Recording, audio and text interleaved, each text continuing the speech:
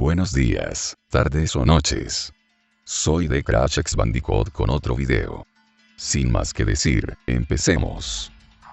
El primer relato se titula La sonrisa del payaso. Una chica sale a altas horas de la discoteca, ha discutido con sus amigas y esa noche volverá a casa sola, incapaz de conseguir un taxi decide volver a su casa andando. Para ello debe cruzar un oscuro parque, decide hacerlo sin pensar mucho en las consecuencias y acelera el paso para llegar a casa cuanto antes. De repente de entre unos arbustos aparece un grupo de hombres con oscuras intenciones, el grupo acorrala a la chica y mientras la increpan y golpean la empiezan a toquetear, la chica asustada implora por su vida y les pide entre lágrimas que la dejen marchar, es virgen y no quiere tener una experiencia tan traumática como primera vez. Los hombres entonces le ofrecen una alternativa a la violación, la sonrisa del payaso, la chica debe elegir entre ser violada o que le hagan la sonrisa del payaso. La chica que no sabe qué es, prefiere cualquier cosa a perder su virginidad violada por un grupo de violentos y elige la sonrisa. Sin mediar palabra, uno de ellos saca su navaja y le corta desde la comisura de los labios hasta las orejas, dejando su boca y cara totalmente deformadas y una horrible cicatriz para toda la vida que asemeja a la horripilante sonrisa de un payaso. Existen otras versiones de esta misma leyenda en la que ofrecen apuñalamiento o patada. Las personas asustadas al ver la navaja prefieren recibir una patada. Lo que no saben es que antes de recibir la patada les hacen morder un bordillo de la acera y al patearles la nuca les parten todos los dientes. En la tercera versión de la leyenda el ofrecimiento es entre puñalada o pellizco, quien prefiere el pellizco tiene que aguantar la tortura de que le arranquen los pezones de un pellizco usando unos alicates. La siguiente es una leyenda de aquí de México. Se trata de La Llorona. Consumada la conquista y poco más o menos a mediados del siglo XVI, los vecinos de la Ciudad de México se recogían en sus casas con el toque de queda, avisado por las campanas de la primera catedral.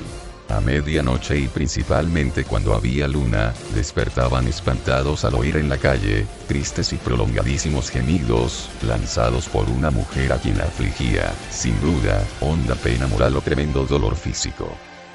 Las primeras noches, los vecinos se resignaban a santiguarse por el temor que les causaban aquellos lúgubres gemidos, que según ellos, pertenecían a un ánima del otro mundo.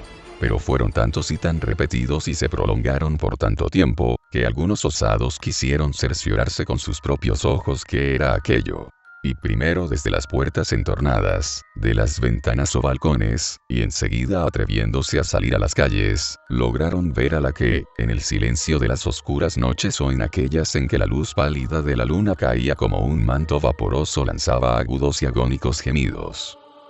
Vestía la mujer un traje blanco y un espeso velo cubría su rostro.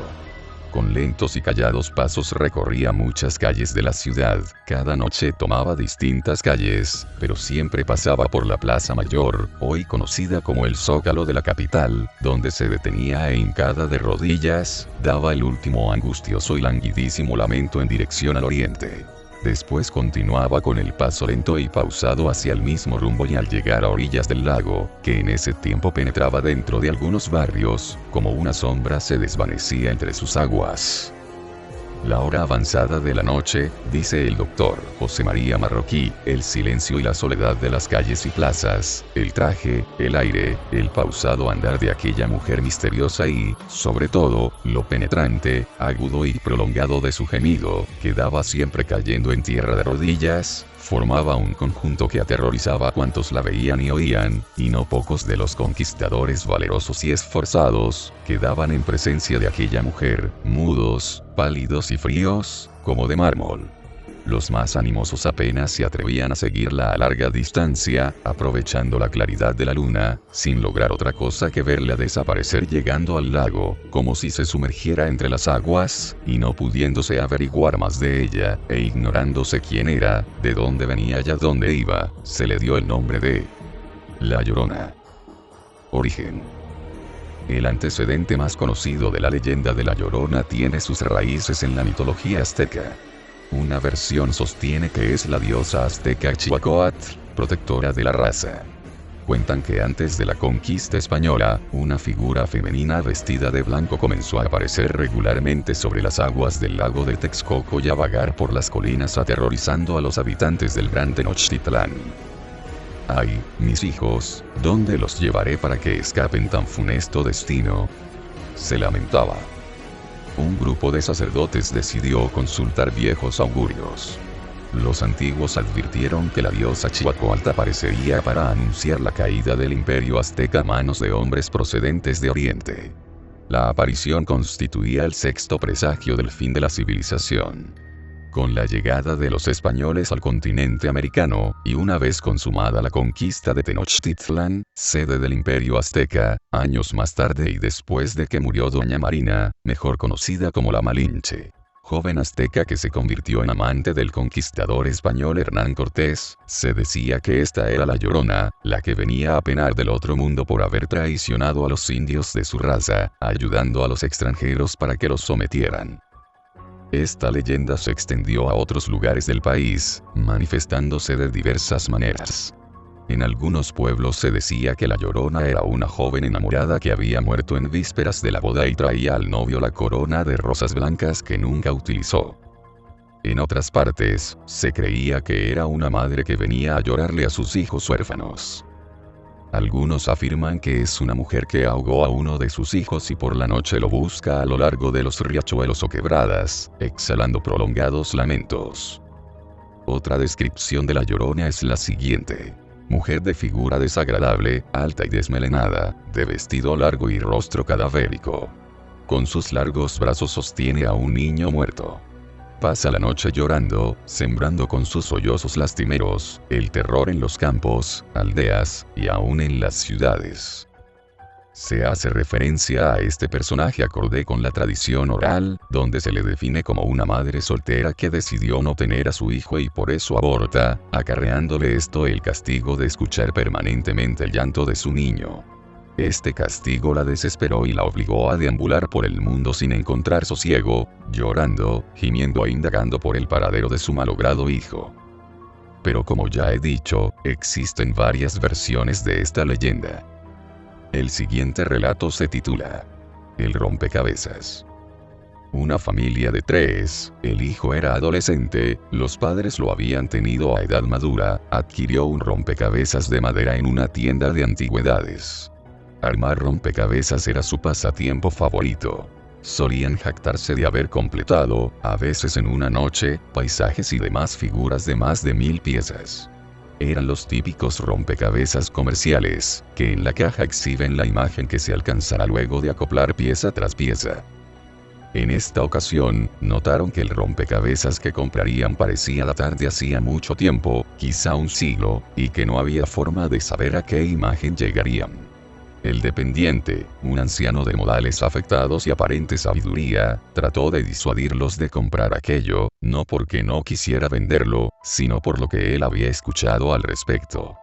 Pero la familia estaba demasiado embelesada como para prestar atención a consejas de viejo.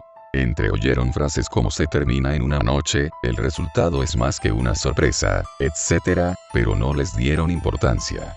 Asintieron al enterarse de que, al parecer, su creador había sido un criminal ejecutado en Baviera por crímenes singularmente horribles.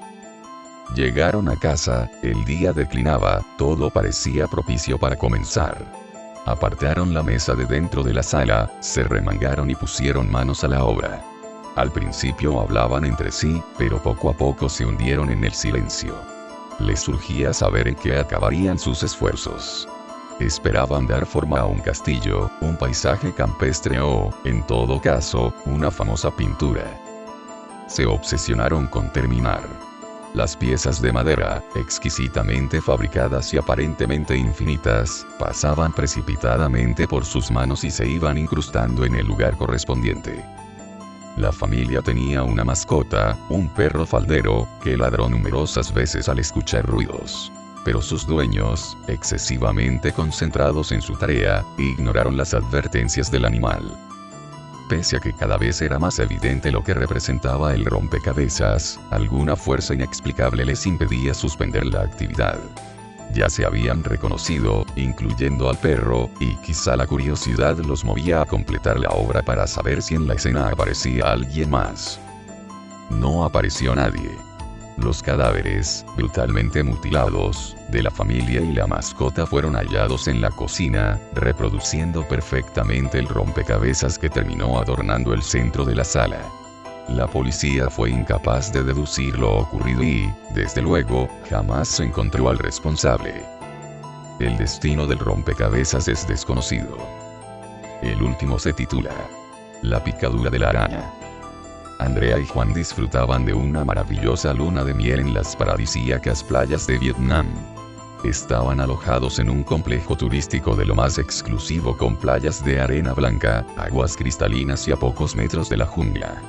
Era uno de los pocos lujos que se habían podido permitir al celebrar su boda, pues en estos tiempos de crisis, más que nunca, había que tratar de ahorrar o los gastos de la boda se podían disparar.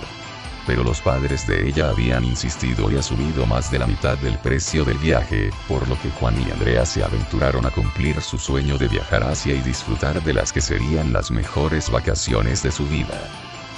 Los días transcurrían a toda velocidad, como suele suceder siempre que uno se divierte, y no podían haber imaginado un destino mejor, vivían a cuerpo de rey sin tener que pagar nada. La pulserita que habían contratado con el pack de alojamiento les daba derecho a comer, beber y entrar en todas las discotecas totalmente gratis. Era un sueño hecho realidad del que dentro de poco tendrían que despertar para volver a su monótona rutina de trabajo en la ciudad. Cuando quedaban solo 2 días para tener que regresar, se hicieron amigos de un guía local que les prometió llevarles a una cascada que pocos turistas llegaban a conocer. El viaje no era muy largo, pero debían adentrarse en la jungla a pie, una caminata de unos 20 minutos cruzando la frondosa selva. La mañana siguiente salieron junto al guía que con un machete en la mano iba abriendo camino entre lianas, hojas del tamaño de un paraguas y la vegetación más exótica y espectacular que los recién casados habían visto nunca. Pero no todo era idílico, los mosquitos eran realmente insistentes e incluso con el cuerpo bañado en repelente siempre había alguno lo suficientemente voraz como para atreverse a picarles. El guía les ofreció un ungüento local que a todas luces fue mucho más efectivo que el repelente que habían comprado en la farmacia, olía a rayos pero ni un solo insecto les molestó desde que lo usaron. Al llegar a la cascada, Andrea y Juan se quedaron con la boca abierta por la belleza del lugar, una pequeña laguna con el agua más limpia que habían visto, era adornada por una caída de agua de unos 4 metros de altura. El canto de los pájaros, la selva rodeándoles en todas direcciones y un cielo con el azul más intenso que podían imaginar. Era lo más parecido al paraíso que habían conocido. El guía les dijo que regresaría en un par de horas, les aconsejó que no se alejaran del lugar, pues la selva podía ser muy peligrosa y era muy fácil perderse. No quería molestarles en su último día, mucho menos cuando estaban recién casados y, la verdad, es que ellos también preferían estar solos. Situaron sus toallas y bolsas al lado de la laguna y comenzaron a juguetear en el agua, nadaban, se reían y se besaban sabiendo que probablemente sería la última vez que estuvieran en un lugar como ese. Media hora después, cansados de tanto juego decidieron comer y descansar sobre la toalla y, casi sin darse cuenta, Andrea se quedó medio dormida, pero un fuerte pinchazo en el cuello la despertó de su sueño. De un manotazo apartó un bicho negro que rápidamente se metió entre la vegetación sin que la mujer tuviera tiempo de ver qué era. Juan le examinó el cuello y vio una pequeña marca que había enrojecido la zona. Extendió nuevamente el ungüento que les había dado su guía sobre el cuerpo de su mujer y pensó que había sido un descuido no volverse a proteger de los insectos después de bañarse. No le dieron más importancia al tema porque la picadura no molestaba demasiado y en pocos minutos llegó el guía a recogerles. Les enseñó un par de lugares más por las inmediaciones y les acompañó al hotel donde por desgracia tuvieron que comenzar a preparar las maletas. Al día siguiente y con mucha tristeza tuvieron que embarcarse de nuevo a casa, un viaje en avión tan largo y pesado que a mitad del vuelo ya se habían acabado de leer las revistas que habían comprado. Por suerte consiguieron dormir unas cuantas horas y el tiempo pasó un poco más rápido. En el aeropuerto esperaban las familias de ambos y todos fueron a comer a la casa de los recién casados, donde entre risas y bromas contaban las anécdotas que les habían sucedido y enseñaban fotos y videos de su luna de miel. Andrea sentía un leve picor en el lugar de la picadura, pero no fue hasta una semana después que comenzó a hincharse y se puso de un rojo casi carmesí. El picor se había convertido en dolor y casi no podía ni tocar la zona, sentía fuertes punzadas cuando la trataba de apretar. Sin dudarlo, Juan llevó a su mujer al médico, quien les dijo que parecía que Andrea tenía una fuerte infección en la zona. Avisó a una enfermera para que le trajera su material quirúrgico y les explicó que sería preciso practicar una incisión para dejar que brotara el pus y por supuesto comenzar con curas en la zona, además debería tomar un antibiótico al menos durante 7 días. Andrea era muy miedosa y la idea de que la cortara en el cuello con un bisturí le daba auténtico pavor, pero una frase del médico la paralizó de inmediato. Si no te estás quieta, corres el riesgo de que te corten la yugular. Inmóvil por el miedo, sintió como el doctor comenzaba a abrir la zona. Pero algo imprevisto sucedió, el doctor pegó un salto hacia atrás al realizar el corte y en sus ojos se pudo ver auténtico terror. Andrea sentía como la sangre se deslizaba por su cuello, pero había algo más, podía notar algo que parecía subirle hacia la boca. ¿Cómo era posible que la sangre subiera y se extendiera por todo su cuello y hacia su nuca? ¿Por qué el médico se mantenía a distancia?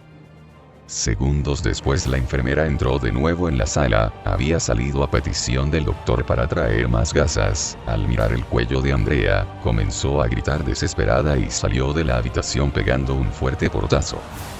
En un movimiento reflejo se llevó la mano al cuello y pudo notar cómo lo que ella pensaba que era sangre, le comenzaba a trepar sobre sus dedos. Al mirar su mano se bloqueó del miedo antes de desmayarse del susto. Decenas de pequeñas arañas manchadas de sangre y pus se movían desesperadas entre sus dedos y muchas más trataban de escapar por el agujero recién abierto en su cuello.